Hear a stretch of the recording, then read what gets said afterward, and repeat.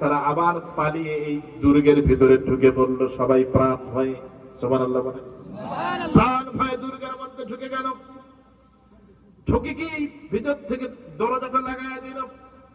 এবার মুজাহিদেরা দরজার কাছে গিয়ে ধাক্কা মারা শুরু করলেন। দরজা তো নড়ানো সম্ভব হয় না।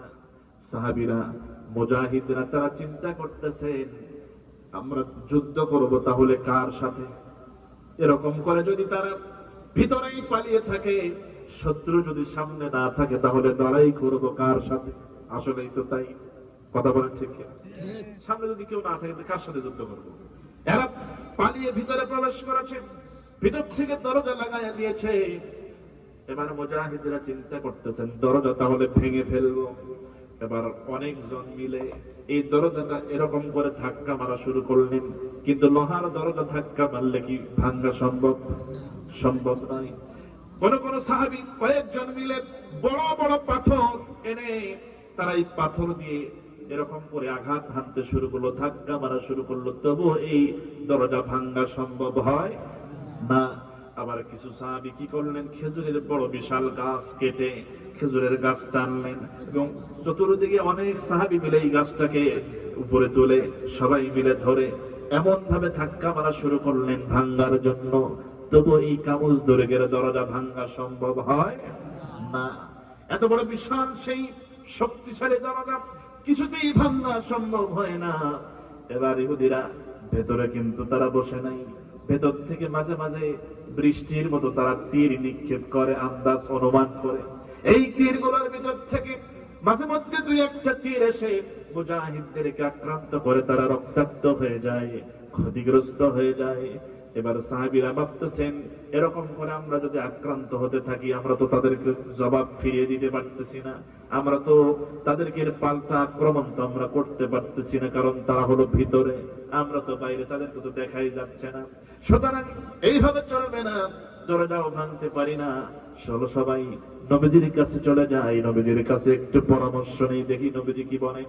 তারা সবাই নবীজির কাছে গেলেন, সালাম দিয়ে বললেন, ইয়া রাসূলুল্লাহ, ইয়া হাবিবাল্লাহ, যুদ্ধের ময়দানে আমরা লড়াই করতেছি, যুদ্ধ করতেছি, কিন্তু দেখা গেল কিছুক্ষণের ব্যবধানে আমরা যখন যুদ্ধ করতেছিলাম, এই ইহুদিরা তারা প্রাণ ভয়ে দুর্গের ভিতরে ঢুকে পড়লো, আর তারা বের হয় না। আমরা অনেক চেষ্টা করেছি তাদের সেই কামুজ দুর্গের লোহার দরজাটা ভেঙে ভিতরে ঢুকে তাদের সঙ্গে যুদ্ধ করতে চেয়েছিলাম, কিন্তু দরজাটা কোনোভাবে আমরা ভাঙতে পারি নাই। অনেক চেষ্টা করেছি, তা কাজ হয় নাই। ইয়া রাসূলুল্লাহ, আমরা তাহলে কি করব? নবীজি বলতেছেন, শোনেন সাহাবীরা, এমনটাই যদি হয়ে থাকে আমাকে একটু ভাবতে দাও। নবীজি আবার চোখটা বন্ধ করলেন, একটু সময়ের জন্য তিনি নীরবতা পালন করলেন।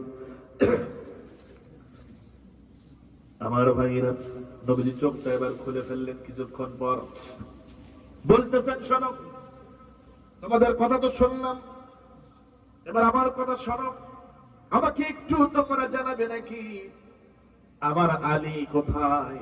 আলীকে একটু আমার সামনে হাজির করো। কয়েকজন সাহাবী বলতেছেন, ইয়া রাসূলুল্লাহ, হযরত আলীকে কেন আপনি তালাশ করেন? সে তো অসুস্থ, বিছানায় পড়ে আছে, তার তো প্রচন্ড জ্বর, এমন জ্বর সে বিছানা থেকে উঠতে পারে না, কেউ যদি তাকে ধরে উঠে বসায় তাহলে সে উঠতে পারে, এমন একটা অবস্থা আলীর। শুধু তাই নয়, ইয়া রাসূলুল্লাহ, তার চোখে কি যেন হয়েছে, চোখটা আঠালো জাতীয় কি যেন পদার্থ তার চোখের ভিতরে, চোখ উঠেছে, তার চোখটা আটকে থাকে, চোখটা সে খুলতে পারে না। যদিও বা বারবার চেষ্টা করে করে চোখটা খুলতে পারে, কিন্তু ঝাপসা ঝাপসা দেখে, সামনে কে আছে সে চিনতে পারে না। এমন দুরবস্থা আলীর, সেই আলীকে কেন আপনি তালাশ করতেছেন? নবীজি বলেন, সাহাবীরা, যা হয় হোক, আমার আলীকে আমার সামনে একটু হাজির করো। দুইজন চলে যাও। নবীজির কথা মতো দুইজন চলে গেলেন হযরত আলীর ঘরে। সালাম দিয়ে বলতেছেন, ভাই আলী, নবীজি তোমাকে তালাশ করছেন, তলব করেছেন, চলো যাই। হযরত আলী বলতেছেন, ভাই, কারা তোমরা? আমাকে একটু সাহায্য করো। এবার তারা দুইজন গিয়ে তাকে ধরলেন, তিনি আস্তে করে উঠে বসলেন।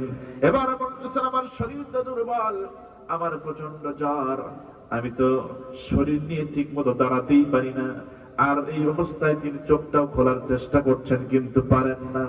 এবার দুইজন সাহাবী বলতেছেন, ভাই আলী, তোমার কোনো টেনশন করা লাগবে না, আমরা তোমাকে ধরাধরি করে নবীজির সামনে নিয়ে হাজিরি করব। এবার তাই করলেন। দুইজন দুই পাশে গেলেন, এবার তাকে আস্তে করে দাঁড় করালেন, দুইজনের দুই হাত দুইজনের কাঁধের উপরে নিলেন, কোমরে হাত দিলেন, দুইজন আস্তে আস্তে করে তাকে নবীজির সামনে হাজির করলেন।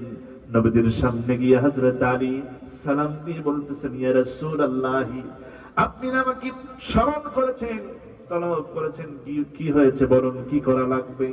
নবীজি এবার বসা থেকে উঠে দাঁড়ালেন এবং তার বরকতি হাতখানা, তার বরকতি মুখের বরকতি থুতু মোবারক নিয়া এবার হযরত আলীর চোখে লাগায় দিলেন, তার চেহারাটা মাসহ করে দিলেন, শরীরটাকেও মাসহ করে দিলেন। দেখা গেল কিছুক্ষণের ব্যবধানে হযরত আলী, যে আলী একেবারে মুমূর্ষু অবস্থায় ছিল, তার শরীরে প্রচন্ড জ্বর ছিল, উঠতেই পারে না যে আলী, সেই আলী এখন আর কোনো জ্বর নাই, কোন ধরনের কোনো ব্যথা নাই শরীরে।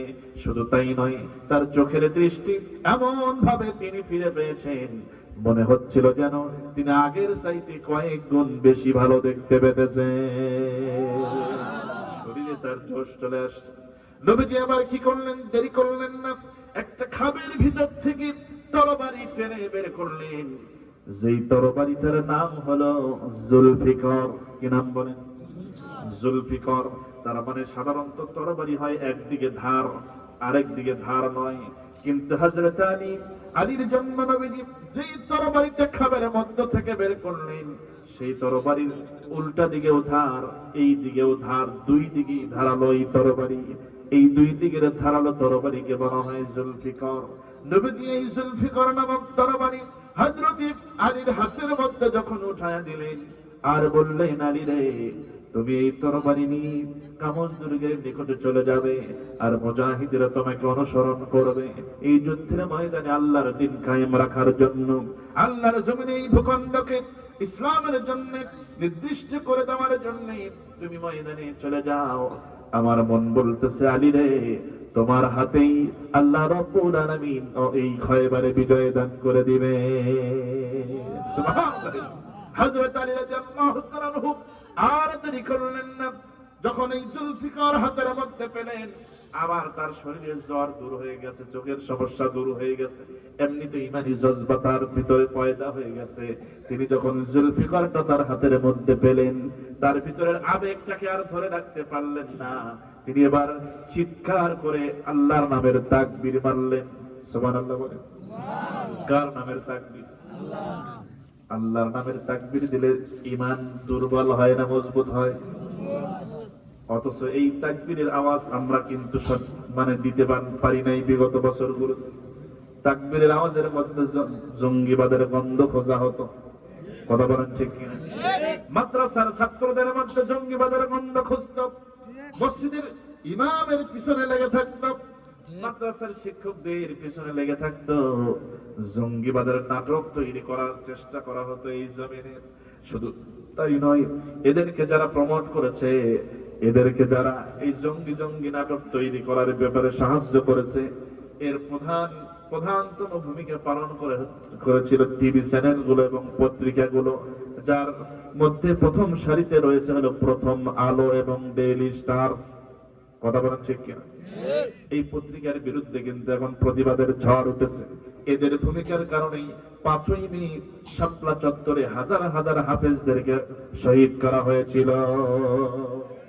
এদের ভূমিকার কারণে তারা উস্কে দিয়েছিল।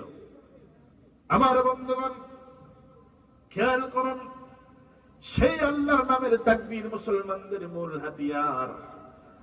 ইতিহাস সাক্ষী আপনারাও তো জানেন, অতীতের কোন যুদ্ধে মুসলমানদের কখনো কোন যুদ্ধের সৈন্য সংখ্যা কাফেরদের চাইতে বেশি ছিল না, এবং কাফেরদের চাইতে অস্ত্র শস্ত্র মুসলমানদের বেশি ছিল না।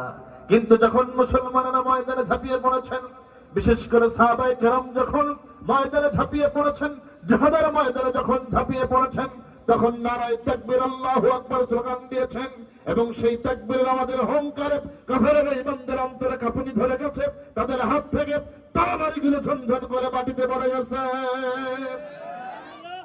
তাহলে আল্লাহু আকবারের পাওয়ার আছে না নাই? আল্লাহ পাক নিজেই আমার নবীজিকে বলছেন, ইয়া আইয়ুহাল মুদ্দাসসির কুম ফাআউজির ওয়া রাব্বাকা ফাকাব্বির। সুবহানাল্লাহ বলে। হে রাসূল, আপনি আপনার রবের উদ্দেশ্যে, আপনি আপনার রবের শ্রেষ্ঠত্ব বড়ত্ব ঘোষণা করুন, আপনার রবের নামে তাকবীর দিন। সুবহানাল্লাহ বলে। এই তাকবীর ঈমানকে দুর্বল করে না মজবুত করে? একটু আবার পরীক্ষা হয়ে যাক, লিল্লাহি তাকবীর। রাত একটু বেশি হয়েছে তো, এই জন্য কয়েকজন চুপ করে আছে। আওয়াজ কিন্তু আলহামদুলিল্লাহ এই পাশ থেকে বেশি আসছে, মানে এই পাশে যুবক বেশি আর এই পাশে বুড়া মানুষ বেশি নাকি? এখানে যুবক বুড়া নাই, আল্লাহর নামের আওয়াজ এটা সবার ভিতর থেকে সমান ভাবে আসতে হবে। এই আওয়াজ কিন্তু দুর্বল হয়েছে বলে আজকে দেখেন যে হিন্দু ভাইদেরকে আমরা কোলের মধ্যে রাখি জামাই আদরে, অথচ সেই হিন্দু ভাইদের দোষ দেব না, হিন্দু নাম দিয়া ওই দলের লোকেরা এখন হিন্দু সাজতেছে এবং ওই ইসকন নামে উগ্রবাদী সংগঠন, এটা আগের থেকে এরা উগ্রবাদী, এদের চিন্তা চেতনা মানে মুসলিম জাতিকে কিভাবে ধ্বংস করা যায় এই টার্গেট নিয়ে তারা ময়দানে কাজ করে। এবং দেখেন তারা আমাদের এক ভাই সাইফুল ইসলাম আরিফ সাংবাদিক, কেমন করে তাদের সাহস হয় তাকে হত্যা করা, তাকে শহীদ করা। আমার মনে হয় হিন্দু ভাইরা এত সাহস পাওয়ার কথা না, ওরাই হিন্দু সেজে এই কাজটা করেছে। কথা বলার ঠিক, এখন ওরা হিন্দু সাজতেছে, চিন্তা করেন। এজন্যই আমাদেরকে ঈমান আরো মজবুত করতে হবে, সীসা ঢালা প্রাচীরের মতো আমাদের ঐক্যবদ্ধ হয়ে দাঁড়াতে হবে। এই ধরনের সাহস কি করে করে আমরা এমন তাকবীরের হুঙ্কার দেব, তাদের অন্তর কাঁপতে থাকবে এবং তারা পালাতে বাধ্য হবে। কথা বলেন ঠিক কিনা? কিন্তু আমাদের ঈমানি জজবা আজকে অনেক কমে গেছে, অনেক দুর্বল হয়ে গেছে। আমি উদাহরণ দিতে গিয়ে বলি, অনেক সময় দুইজন বন্ধু, কয়জন? দুইজন বন্ধু, একজন যাবে বাঘ শিকার করার জন্য। বলেন তো বাঘ শিকার করতে সাহস কম দরকার না বেশি দরকার? আচ্ছা, একজন বন্ধু বাঘ শিকারে যাবে, আর এক বন্ধু খবর পাইছে যে হ্যাঁ বন্ধু বাঘ শিকারে যাবে, এত বড় কথা, বিশাল ব্যাপার, তাহলে তো একটু দেখা করে আসতে হয়। তো গেছে দেখা করতে, মনোযোগ দেখো, গিয়া বলতেছে, আচ্ছা বন্ধু শুনলাম তুমি নাকি বাঘ শিকার করতে যাবে। হ্যাঁ বন্ধু তুমি তো ঠিকই শুনছ, আমি তো যাবোই। আসলে তাই? হ্যাঁ আরে যাবো মানে আমি তো সেই কখন থেকে রেডি হয়ে আছি, প্রস্তুতি নিয়ে আছি, আমি বের হব। ও আচ্ছা, কখন থেকে রেডি হয়ে আছো, দেরি করো কেন, বের হও না কেন, বের হও। আরে বের হবো যে দরজার সামনে একটা কুকুর বসে আছে, এই কুকুরের ভয়ে আমি বের হওয়ার সাহস পাচ্ছি না। দরজার সামনে কি আছে? আর ও কি শিকার করতে যাবে? বিবেক দিয়ে একটু চিন্তা করে বলেন, যেই কুকুরের ভয়ে ওই ঘর থেকে বের হওয়ার সাহস পাচ্ছে না, দরজাই খুলতেছে না, ওর এই সাহস দেখি বাঘ শিকার করা আদৌ সম্ভব? কিয়ামত পর্যন্ত পারবে নাকি? আমাদের ঈমানের সাহসের যে অবস্থা, এই অবস্থা, এই আওয়াজ দিয়া এই বাতিলদের বিরুদ্ধে টিকে থাকা আসলে সম্ভব না। এজন্য আওয়াজটা মজবুত করতে হবে, ঈমানটাকে মজবুত করতে হবে। আল্লাহর নামের তাকবীরের হুঙ্কার, এই আওয়াজ আসতে হবে না জোরে? যদি তোমাদের হিংসার আগুনে জ্বলে পড়ে হয়ে ছাই, যদি তোমাদের আক্রোশ ঝরে চুরমার হয়ে যায়, যদি তোমাদের পথের কাটা মনে করো আমাদের, ষড়যন্ত্রের জাল বনে নাও প্রস্তুতি যুদ্ধের, যদি আমাদের ফাঁদে আটকাতে খোঁজো নানান উপায়, যদি আমাদের ফাঁদে আটকাতে খোঁজো নানান উপায়, সোজা পথে হেরে বাঁকা পথে নাও চাতুরীর আশ্রয়, যদি পৃথিবীর প্রতিটি কণাই করে তোলো কারাগার, যদি আমাদের সব রসদের বন্ধ করো দ্বার, যদি পৃথিবীর প্রতিটি কণাই করে তোলো কারাগার, যদি আমাদের সব রসদের বন্ধ করো দ্বার, যদি বুলেটের আঘাতে বসতি কেঁপে ওঠে থর থর, তবু স্লোগানে একটাই ধ্বনি তুলবো বারবার, নারায়ে তাকবীর, আল্লাহু আকবার, নারায়ে তাকবীর, আল্লাহু আকবার, নারায়ে তাকবীর, আল্লাহু আকবার, নারায়ে তাকবীর। গুম হয়ে গেছে ভাই তবু পথ চেয়ে থাকি বসে শহীদা বরার হয়ে। সে যদি ফিরে আসে পিতা মাতা হারিয়ে, ও বুঝ শিশুকে দেখায় বিচার কর গো প্রভু, আমি নালিশ দিয়ে যাই। নরপিচাস সীমারের দল জানো নাই খবর, আমরা তো সেই উত্তর সুরি বেলাল সুমায়ার। কথা বলেন ঠিক কিনা? নরপিচাস সীমারের দল জানো নাই খবর, আমরা তো সেই উত্তর সুরি বেলাল সুমায়ার। মুমিনের কাছে ঈমানের চেয়ে দামি নেই কিছু আর, শত আঘাতেও তাকবীর ধ্বনি তুলব বারবার। নারায়ে তাকবীর, আল্লাহু আকবার, নারায়ে তাকবীর, আল্লাহু আকবার, নারায়ে তাকবীর, আল্লাহু আকবার, নারায়ে তাকবীর। মেরেছ অনেক, সয়েছি ব্যথা, ঝরেছে রক্ত কত, তবু জিহাদের ডাক আসে যদি না শুকাতেই ক্ষত। ওরা আমাদের মারে নাই, ওরা আমাদের ধরে নাই, ওরা আমাদের রক্ত ঝরায় নাই। মেরেছ অনেক, সয়েছি ব্যথা, ঝরেছে রক্ত কত, তবু জিহাদের ডাক আসে যদি না শুকাতেই ক্ষত। ঘরে বসে কেউ রইব না কো ঠুনকো অজুহাতে, যাব রাজপথে জীবন বিলাতে আলী হামজার মতো। কথা বলা ঠিক কিনা? মেরেছ অনেক, সয়েছি ব্যথা, ঝরেছে রক্ত কত, তবু জিহাদের ডাক আসে যদি না শুকাতেই ক্ষত। ঘরে বসে কেউ রইব না কো ঠুনকো অজুহাতে, যাব রাজপথে জীবন বিলাতে আলী হামজার মতো। মুসলমানের প্রতিটি ঘরে জেগে আছে তিতুমির, প্রয়োজনে ফের পাশের কেল্লা গড়বে নবীন বীর। মুসলমানের প্রতিটি ঘরে জেগে আছে তিতুমির, প্রয়োজনে ফের পাশের কেল্লা গড়বে নবীন বীর। ভুলে যাব দলকে কোন মতের একজনই রাহবার, একটাই সেই স্লোগান হবে আল্লাহু আকবার। নারায়ে তাকবীর, আল্লাহু আকবার, নারায়ে তাকবীর, আল্লাহু আকবার, নারায়ে তাকবীর, আল্লাহু আকবার, নারায়ে তাকবীর, আল্লাহু আকবার, নারায়ে তাকবীর, নারায়ে তাকবীর, আল্লাহু আকবার। আল কোরআনের আলো, আল হাদিসের আলো, আমার নেতা তোমার নেতা, লিল্লাহ তাকবীর। মুসলমানদের কলিজা থেকে আল্লাহর নামের এই স্লোগান আওয়াজ কি কেউ বন্ধ করতে পারবে? আমার ভাইরা, রাত তো অনেক হলো, একটু মোনাজাত করে দিই নাকি?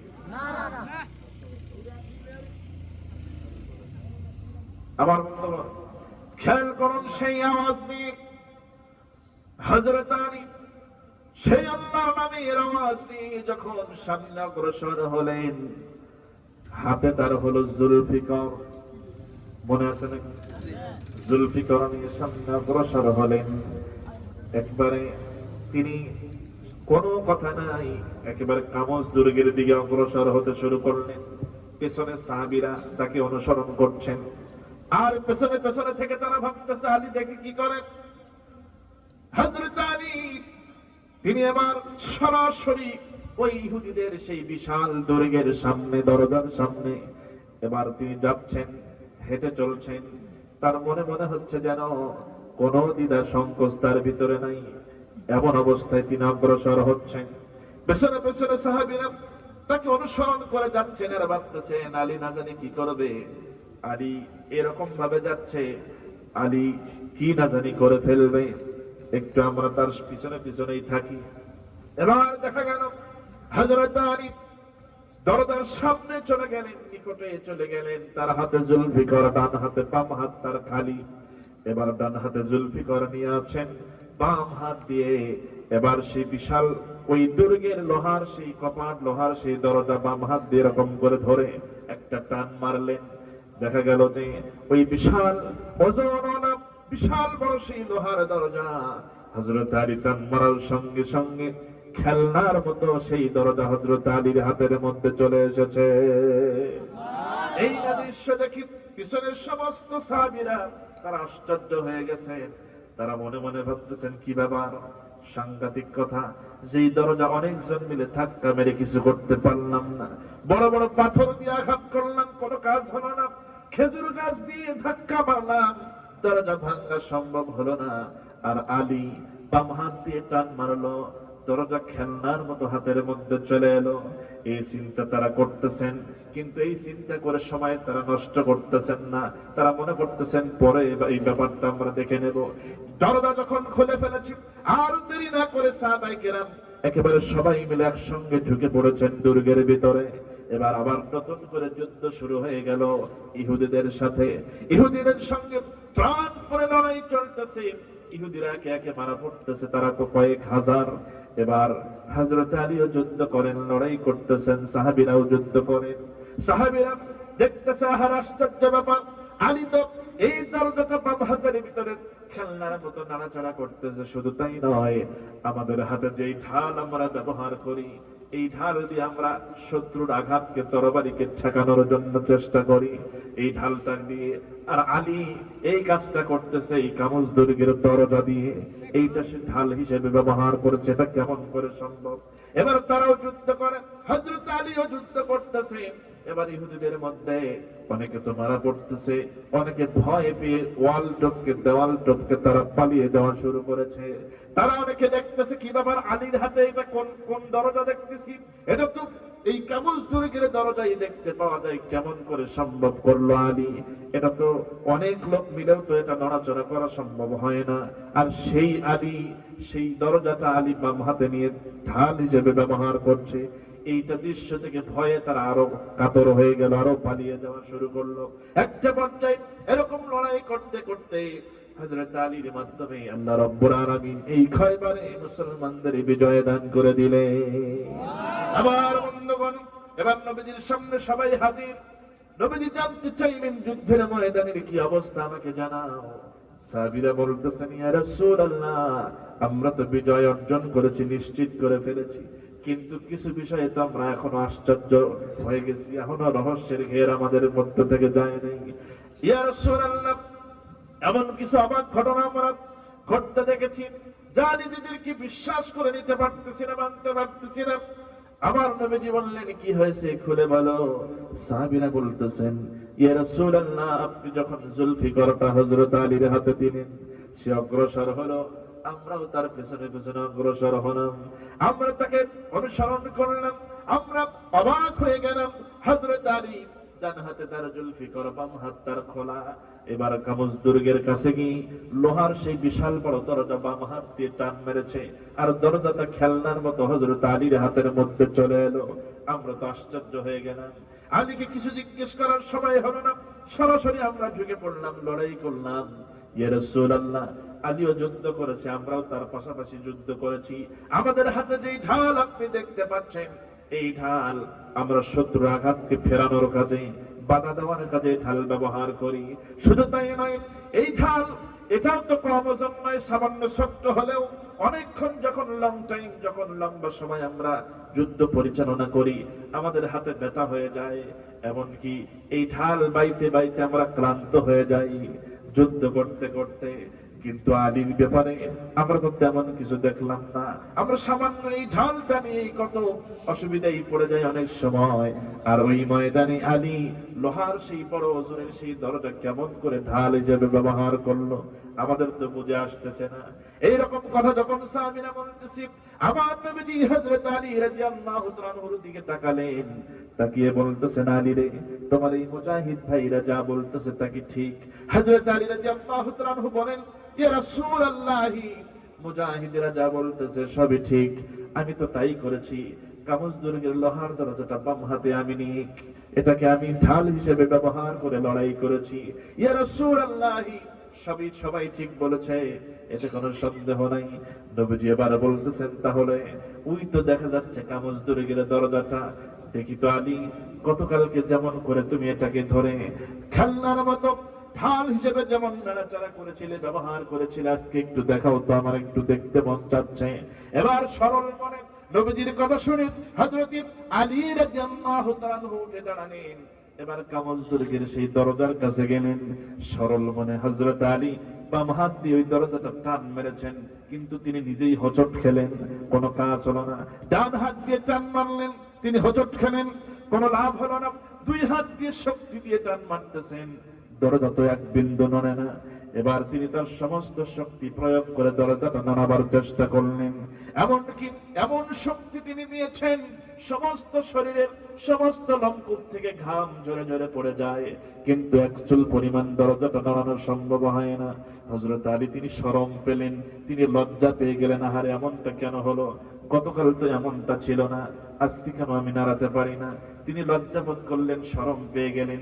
আমার নবীজি বুঝতে পারলেন আলী মনে হয় লজ্জা পেয়েছে, শরম পেয়েছি, এই জন্য নবীজি ডাক দিয়েছেন, আলী রে শরম পেও না, লজ্জা পেও না রে আলী, শরম পেও না।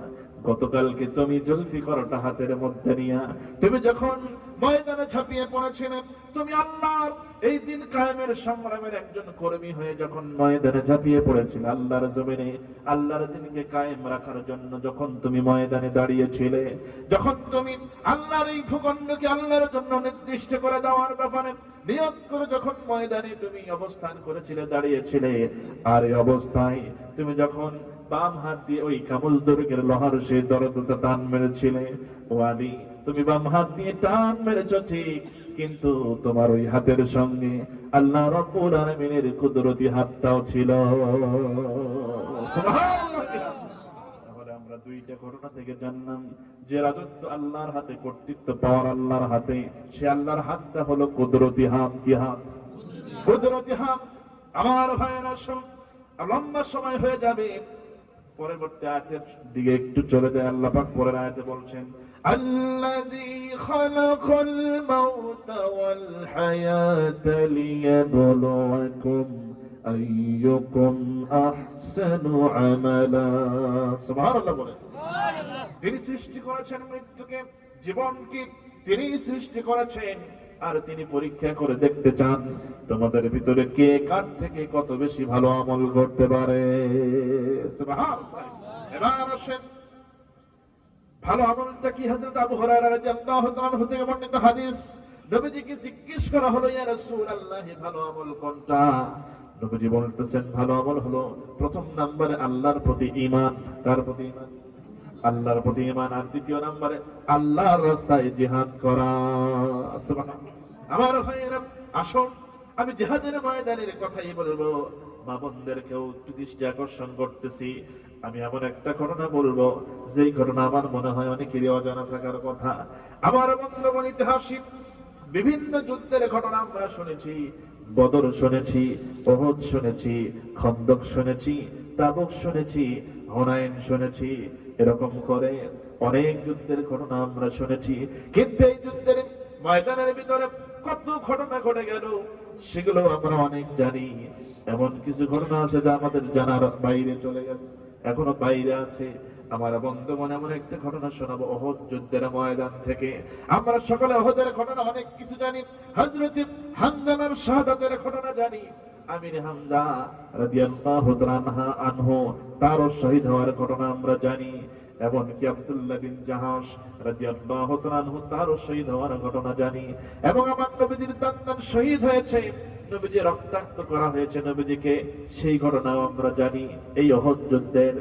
আজ কিন্তু এমন কিছু ঘটনা আড়ালে রয়ে গেছে, আমাদের অজানা রয়ে গেছে।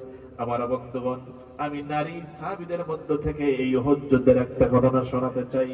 আমার ভাইয়েরা, যেই 13 জন জান্নাতি নারীর কথা বললাম, এর ভিতরে শেষ নম্বরে 13 নম্বরে যে নামটা এসেছে, সেই হলো নুসাইবা বিনতে কাব রাদিয়াল্লাহু তাআলা আনহা। সুবহানাল্লাহ।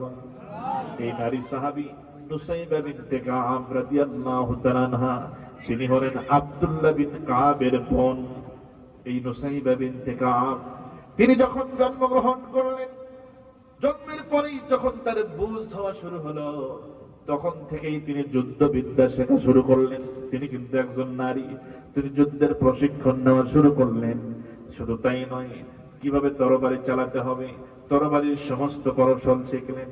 তীর চালাতে হয় কেমনে, সব তিনি শিখে ফেললেন। দ্রুত গতিতে কেমনে ঘোড়া চালাতে হয়, সব তিনি শিখে ফেললেন। বল্লম কিভাবে ছুড়ে মারতে হয়, তাও তিনি শিখে ফেললেন। খঞ্জর কেমনে চালাতে হয় তাও তিনি শিখলেন। প্রত্যেকটা বিষয়ে যুদ্ধবিদ্যা এমন ভাবে আয়ত্ত করেছেন, পরিণত বয়সে যখন তিনি উপনীত হলেন, তার সঙ্গে কেউ কুস্তি লড়াই করে কেউ আর পারে না, তরবারি ধারণ করে কেউ তার সাথে যুদ্ধে জিততে পারে না, সবাই পরাজিত হয়ে যায়। এমনকি কুরাইশদের ভিতরে এই কথা প্রচার ছিল, আব্দুল্লাহ বিন কাবের বোন নুসাইবা বিনতে কাব, তার সঙ্গে যেন কেউ লড়তে যায় না, তার সঙ্গে যেন কেউ যুদ্ধে জড়ায় না, কারণ এই মহিলা, এই নারী সাংঘাতিক নারী, এর সঙ্গে কেউ পারা যায় না। বিদ্যুৎ গতির মতো সে তরবারি চালায়, চোখের পলকে সে এমন ভাবে তরবারি চালায় যে কেউ তার তরবারি চালানোটা চোখেই দেখতে পারে না, এমন অবস্থা তার যুদ্ধবিদ্যা কৌশলের। সুতরাং তার সামনে যেন কেউ যায় না। আর যদি লড়াইটা, যুদ্ধটা যদি জীবন মরণের হয়, তাহলে নিশ্চিত তার সামনে থেকে মৃত্যুবরণ করা ছাড়া আর কোনো উপায় থাকে না। এবার আমার ভাইয়েরা, সেই নারী সাহাবী, আল্লাহর নবী তাকে সহ আর অনেক নারীদেরকে নিয়ে যুদ্ধের ময়দানে তিনি অংশগ্রহণ করেছিলেন। অহদ যুদ্ধ। কোন যুদ্ধ? এই যুদ্ধে কিন্তু অনেক নারীরা এসেছেন। আম্মা জান আয়েশা কিন্তু এসেছেন, উম্মে আম্মারা এসেছেন, উম্মে আয়মান এসেছেন, এই নারী সাহাবী নুসাইবা বিনতে কাব এসেছেন, আর অনেক নারী সাহাবী এসেছেন। সুবহানাল্লাহ। সুবহানাল্লাহ। যুদ্ধের ময়দানে এবং সফরে নবীজি স্ত্রীদেরকে সাথে করে নিতেন। আপনারাও স্ত্রীদেরকে সাথে করে একটু সফর করবেন, বেড়াতে যাবেন, এটা হলো সুন্নাত। এটা কি? নিজেরা শুধু ঘুরবেন, স্ত্রীদেরকে সাথে নিয়ে ঘোরাবেন না, এমনটা তো হয় না। তাদেরও তো মনে আশা থাকে শুধু সারাটা জীবন শুধু ওই ঘরের মধ্যে, চার দেয়ালের মধ্যে রাখবেন, এমনটা নয়। তাদেরকে নিয়েও একটু ঘুরতে যাবেন, এটার কারণে তাদের মন ভালো থাকবে, আপনাকেও আরো ভালো সেবা করবে। এবং তাদের যদি নিয়ে ঘুরতে যান, আপনার ইমানের সে পাহারাদার হবে। সুবহানাল্লাহ বলবেন। আপনার সাথে যাচ্ছে, ঘুরতে গিয়েছেন, হঠাৎ করে দেখেন তো রাস্তাঘাটে অনেক মহিলারা চলাফেরা করে, হঠাৎ করে আপনি আপনার স্ত্রীর সামনে চলে যেতেছেন, এইভাবে তাকায় অন্য একটা নারীর দিকে, আপনার স্ত্রী ঠিক করে দিবে, কথা বলে ঠিক, পাহারাদার হবে। এদের সাথে করে নিয়ে যাবেন, সত্য তো আদায় হলো। এবং স্ত্রীদেরকে একটু ভালোবাসবেন, তাদেরকে যত্ন করবেন। শুধু সারাটা জীবন এই যে অল্প বয়সে যা দেখলাম, এই গেলেই এরকম একটা চিঠি লিখে দেয়, লেখা থাকে যে হুজুর একটু আজকে স্বামীর খেদমত নিয়ে হজ করবেন।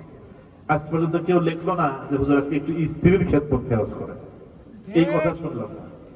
আপনি স্বামী হিসেবে শুধু খেদমত নিয়েই যাবেন, স্ত্রীকে খেদমত করার দরকার নাই। আপনার যখন জ্বর হয়, মাথায় পানি ঢালে কে? স্ত্রী। তো এরকম একটু হিসাব পেলেন, আপনার স্ত্রী যখন জ্বর হয়েছে, আপনি কয়দিন মাথায় পানি ঢালছেন অসুস্থ যখন হয়েছে? বরং আপনি আরো শাশুড়িকে ফোন দিয়ে বলেন, আম্মা যান তাড়াতাড়ি আসেন, আপনার মেয়েকে বাড়িতে নিয়ে যান, অসুখ। কথা বলেন ঠিক? এরকম কিন্তু অনেক হয়। এটা তো ইনসাফ হলো না। তাদেরকেও একটু সেবা যত্ন করতে হবে। মাঝে মাঝে মাথায় তেল দিয়ে দিবেন, একটু চিরুনি দিয়ে চুল আশ্রয় দিবেন, একটু চুলের বেনি কেটে দিবেন, মাঝে মাঝে গোলাপ ফুল উপহার দিবেন। এটা করা যাবে না? স্ত্রী মাথায় তেল দিয়ে দেন, কে কে দেখি হাত তোলা। ছোট মানুষ, তুমি তো বিয়ে করো নাই, তুমি হাত তুলছো কেন? আচ্ছা, মাশাআল্লাহ। দেখছেন আমার দলে আছে দুই একজন, মানে আমি আমলটা করি, দেখলাম যে আমার দলে কেউ আছে নাকি, এই জন্য আমি বললাম হাত তোলার কথা। মাঝে মাঝে এগুলো খুব মহব্বত পয়দা হবে, মাঝে মাঝে উপহার দিবেন। কিন্তু একটা দুঃখের বিষয় কি জানেন, এত ভালোবেসে, এত মহব্বত করে, এত আদর যত্ন করেও এই নারী জাতির মন পাওয়া যায় না, বুঝলেন? একটু একটু কিছু হলেই, 19-20 হলেই তাদের কিছু কমন ডায়লগ আছে, বলবে আমি দেখে তোমার সংসার করলাম, অন্য কেউ হলে আগেই চলে যেত। আরেকটা কমন ডায়লগ আছে, সারা জীবন তুমি আমার কি দিছাও। এটা হলো কমন, এটা বলবি, কিন্তু এটা এর জন্য কি রাগ করা যাবে নাকি? রাগ করা যাবে না, এগুলো বলবে, রাগ করা চলবে না।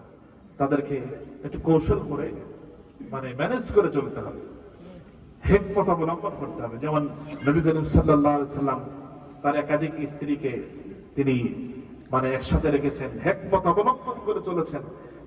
কেউ নবীজির হিকমতের বাইরে গিয়ে যে নবীজিকে একটু ভুল ধরা, এটা তারা করতে পারে নাই। নবীজি সবার ইনসাফ করেছেন। যখন মনেই পড়লো একটা ঘটনা, বলবো নাকি?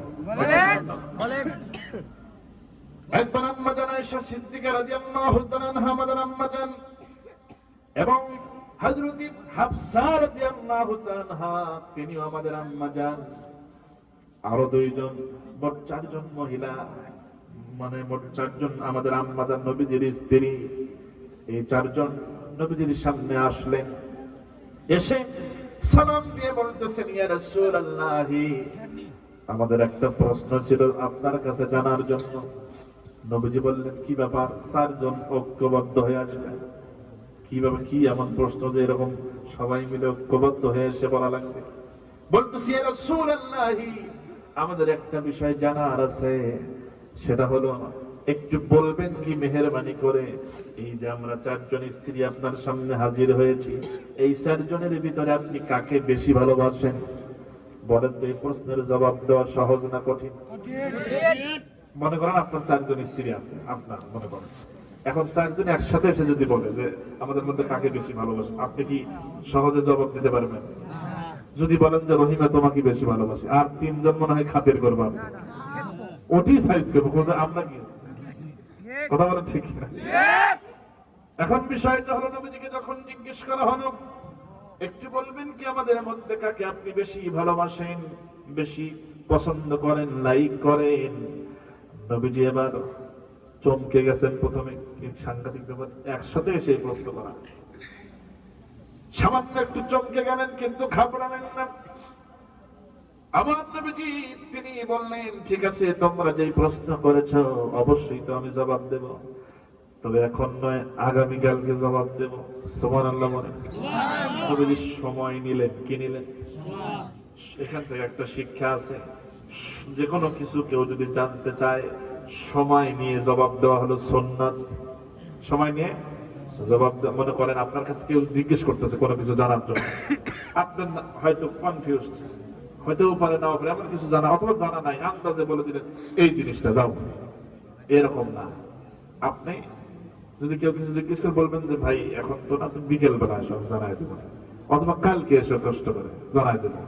ইমাম আবু হানিফা রাহমাতুল্লাহি আলাইহি তিনি তাই করতেন। যখন তার কাছে কোনো মাসালা বা অন্য কোনো বিষয় জানতে চাইতেন, তিনি জানা থাকার পরেও বলতেন যে কষ্ট করে একটু বিকেল বেলা আসবে অথবা কালকে এসো। সময় নেওয়া হলো সুন্নাত। সময় নেওয়া কি? এর মধ্যে কল্যাণ আছে। নবীজি সেই সময়টা নিলেন, আম্মা জানেরা চলে গেলেন।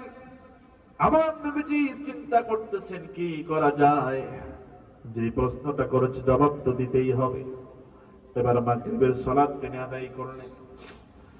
এরপরে আরবের সবচাইতে ভালো খেজুর কার কাছে আছে, কোথায় পাওয়া যায়, এবার তিনি তালাশ করলেন, খোঁজ করলেন, পেয়েও গেলেন।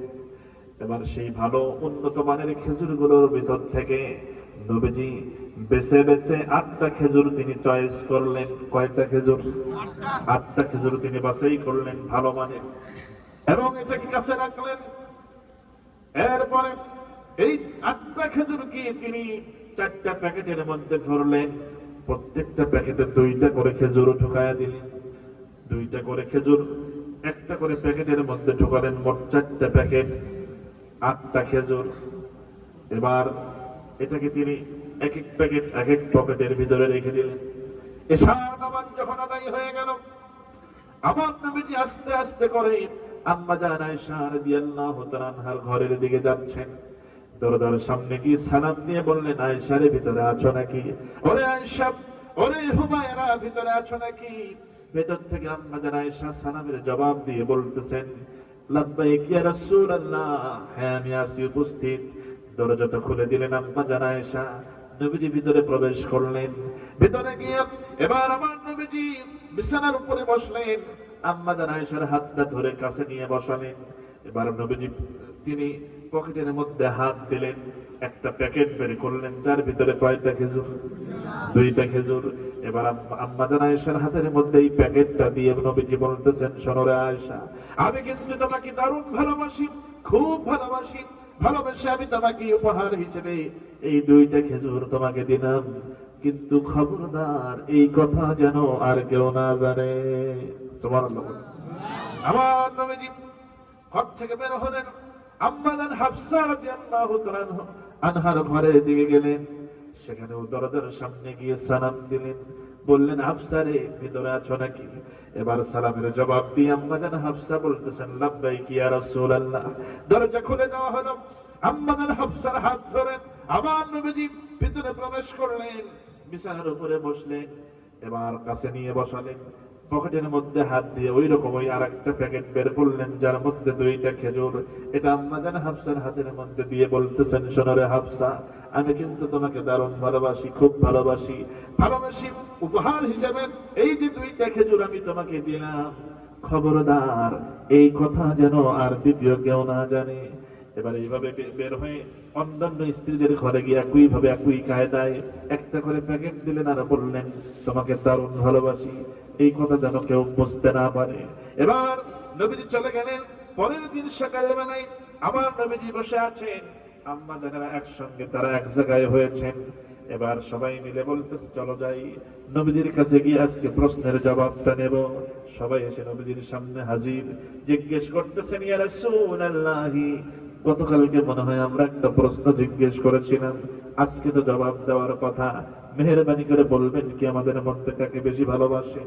আমার নবীজি বলতেছেন, শোনো স্ত্রীরা, অবশ্যই আমি জবাব দেব, জবাব দেওয়ার জন্য তো আমি প্রস্তুত হয়ে আছি। তাহলে শোনো রে স্ত্রীরা, তোমাদের ভিতরে আমি কাকে বেশি ভালোবাসি, মনোযোগ দিয়ে শোনো। শোনো রে স্ত্রীরা, আমি গত রাত্রিতে আমি রাসূল যার হাতে 2টা খেজুর আমি দিয়েছি, তাকেই আমি রাসূল সবচেয়ে বেশি ভালোবাসি। সুবহানাল্লাহ। আসলে বলেন তো, সবার হাতেই কয়টা করে দিছে? আম্মা জান আয়েশা মনে মনে ভাবতেছেন, হায় রে, রাসূলুল্লাহ আমাকে দিল 2টা খেজুর, তার মানে আমাকে বেশি ভালোবাসেন। আম্মা জান হাফসাও মনে মনে ভাবতেছেন, রাসূল তো আমাকেই দিল 2টা খেজুর, তার মানে তো আমাকেই বেশি ভালোবাসে। আর অন্য আম্মা জানেরা তারাও মনে মনে খুশি, তারাও ভাবতেছে, হ্যাঁ, রাতে না আমাকে দিল 2টা খেজুর, তাহলে আমাকেই বেশি ভালোবাসেন। সকল আম্মা জানেরা একইভাবে মনে মনে ভাবতেছেন যে আমাকেই বেশি ভালোবাসেন। এবার আমার নবীজি তিনি মনে মনে খুশি হয়েছেন, আম্মা জানেরাও সবাই খুশি, কেউ কারোটা প্রকাশ করতেছে না, অন্যরা জেনে যাবে। এবার আম্মা জানেরাও সবাই খুশি হয়ে গেলেন যে তারা নিজেরা একা একা ভাবলেন যে আমাকেই বেশি ভালোবাসেন, সবাই যার যার মতো করে। এবার আমার নবীজি খুশি হলেন, আম্মা জানেরাও খুশি, আল্লাহ রাব্বুল আলামিনও খুশি হয়ে যান। সুবহানাল্লাহ। এই জবাব কি আগের দিন দেওয়া সম্ভব ছিল? এরকম করে নবীজি বললেন, আমি যার হাতে 2টা খেজুর দিয়েছি রাতে, তা কি বেশি ভালোবাসে? আসলে তো সবাই কি দিয়েছেন 2টা করে, তারপরে সবাই কি বেশি ভালোবাসে?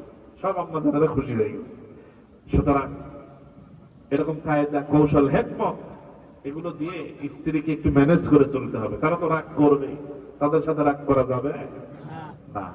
আমার মায়েরা খেয়াল করুন, আমার ভাইয়েরা, বলতেছিলাম নুসাইবা বিনতে কাবের কথা। এবার উহুদের ময়দান, এবার আম্মা জান আয়েশা সেই যুদ্ধে হাজির, উম্মে আম্মারা, উম্মে আইমান, হযরত নুসাইবা বিনতে কাব সহ আরো কিছু নারী সাহাবী এই যুদ্ধের ময়দানে শামিল হয়ে গেছে। মুসলমানেরা 1000, কাফের বেঈমানেরা 3000-এর বেশি, কুরাইশরা। কিন্তু জানেন, যুদ্ধের ময়দানে 300 জন মুনাফিক পালায়া গেল। কয়জন? আব্দুল্লাহ বিন উবাই 300 জন নিয়ে পালিয়ে গেল। কিন্তু এই ঘটনা সকলে জানেন, শুধু একটু অজানা তথ্য দেই, সেটা হলো, কেন আব্দুল্লাহ বিন উবাই এরকম করে যুদ্ধের ময়দানে যাওয়ার পরে তারপর ভেগে গেল, এমনটা তো হবার কথা নয়।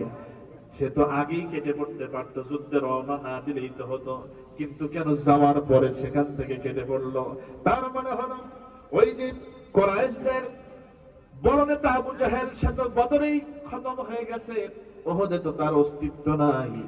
এই উহুদে তো আবু জাহেলের ছেলে ইকরামা সহ আরো অন্যান্যদের সন্তানেরা আছে, আবু সুফিয়ানও নেতৃত্বে আছে। এবার আবু সুফিয়ানদের সঙ্গে যোগাযোগ। এবার আবু সুফিয়ানেরা বলে, আব্দুল্লাহ বিন উবাই রে, শোনো, তুমি কি করবে?